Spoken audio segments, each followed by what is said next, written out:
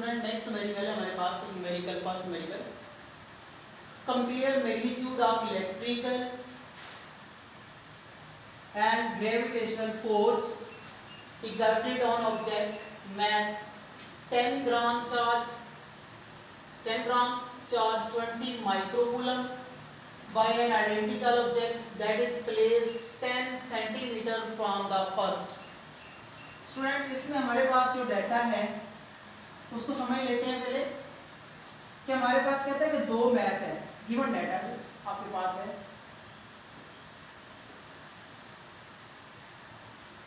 Mess है जी हमारे पास M1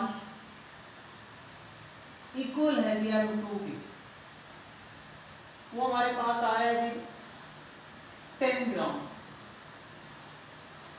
इसी तरह जो चार्ज हमारे पास Q1 वो भी Q2 के इक्वल है यानी कि मैस जो दो ले रहे हैं उनका साइज भी सेम है तो जो चार्ज ले रहे हैं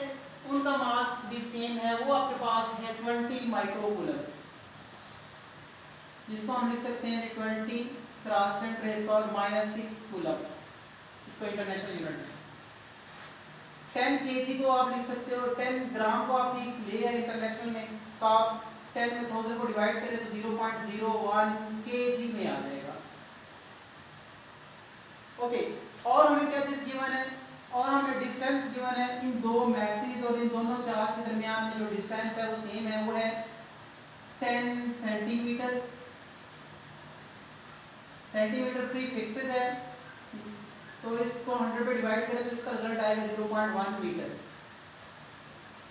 ये मीटर में आता है। तो स्टूडेंट हमें फाइंड क्या करना है compare the magnitude of electrical and magnetical force electrical और मैग्नेटिक फोर्स इलेक्ट्रिकल फोर्स को हम डिनोट कर रहे हैं यहाँ से Fe को जो दो चार्ज के दरमियान में फोर्स ऑफ अट्रैक्शन है या फोर्स ऑफ रिफ्लेक्शन है उसको एंड ग्रेविटेशनल फोर्स जो दो मैसेस हैं फर्स्ट ईयर में आपने स्टडी किया था उनको मैं यहाँ पे बनाता नहीं हूँ दो मैस है उनके दरमियान में जो फोर्स ऑफ अट्रैक्शन सिर्फ उसमें फोर्स ऑफ अट्रैक्शन होगी वो कितनी होगी उसको मैं डिनोट कर रहा हूँ Fg से इनका हमने रेशो फाइंड करें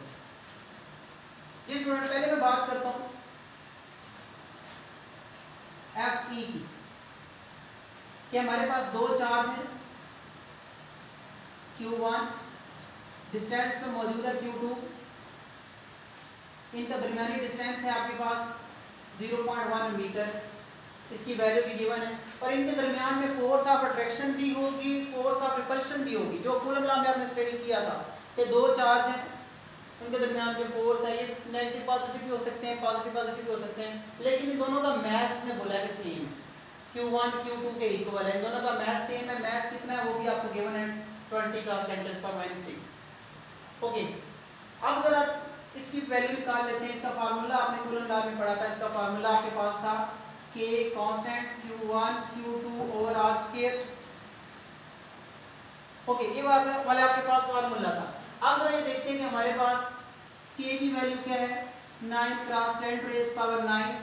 Q1 और Q2 इन दोनों की वैल्यू सेम है ये वाली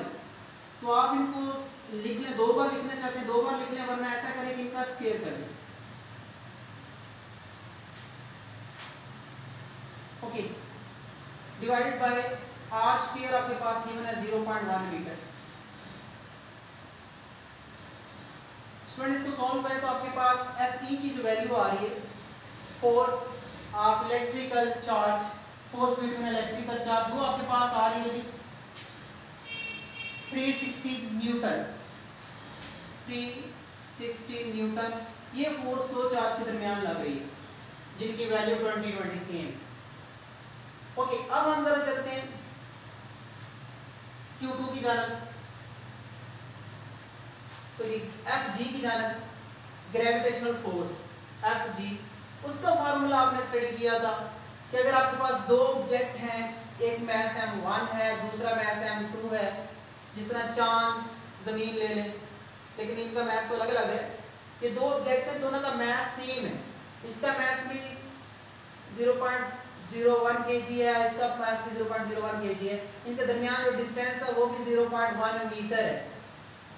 अब ये भी फोर्स ऑफ अट्रैक्शन लगा रहे हैं जो न्यूटन लॉ ने बताया था न्यूटन लॉ ने जो बताया था दो बॉडी आपस में ये भी अट्रैक्ट कर रही हैं ठीक है, इनके दरमियान में भी कांस्टेंट है और दो चार्ज हैं, ये भी एक दूसरे को अट्रैक्ट भी कर रहे हैं, रिपेल भी कर रहे हैं, इनके दरमियान में भी कांस्टेंट है। कहते हैं क्या ये एक दूसरे का आपस में कोरिलेशन है। वैसे तो हमने यहाँ पे कंपेयर करना है, लेकिन इसका हम डिफरेंस और सिमिलरिटी भी देखेंगे नेक्स्ट। चलिए अब हम जरा देखते हैं एफ जी आपके पास है, कैपिटल जी इस पे कांस्टेंट है जो आपकी इसकी वैल्यू गिवन है m1 m2 divided by r square. G की वैल्यू पुट कर दें जी, आपके पास है 6.67 क्रॉस 10 रेज़ पावर -11। m1 की वैल्यू और m2 की वैल्यू सेम है, इन दोनों को स्क्वायर ले लें, 0.01 स्क्वायर ले लें, डिवाइडेड बाय डिस्टेंस इनका आपके पास गिवन है 0.1 मीटर। तो स्टूडेंट g की वैल्यू आपके पास आ रही है 6.67 cross 10 rays power 13, 6.67 cross 10 rays power -13 इसकी वैल्यू आ रही है न्यूटन। ओके, अब हमने जरा इस ये इक्वेशन फाइंड करनी है, ये रिलेशन फाइंड करना है। तो एफ ई की जो वैल्यू आई है 360, वो इसमें पुट कर देते हैं। चलिए मैं इसी साइड सॉल्व कर देता हूँ, चलिए इधर ही मैं पुट कर देता हूँ। एफ ई की वैल्यू हमारे पास, ये हम रिजल्ट फाइंड करना चाह रहे हैं। एफ ई की जो वैल्यू है आपके पास 360 और एफ जी की वैल्यू है, ये हम नीचे लिख देते हैं, एफ जी की value 6.67 cross 10 rays power 13 -13। Student इसको सॉल्व करें तो आपके पास रिजल्ट जो आ रहा है वो आ रहा है इन दोनों का रिलेशन 5.4 क्रॉस 10 रेज़ पावर 14। ये इन दोनों का रिजल्ट आ रहा है F E divided by F G. ये हमारा न्यूमेरिकल है जिसको हमें सॉल्व करना है।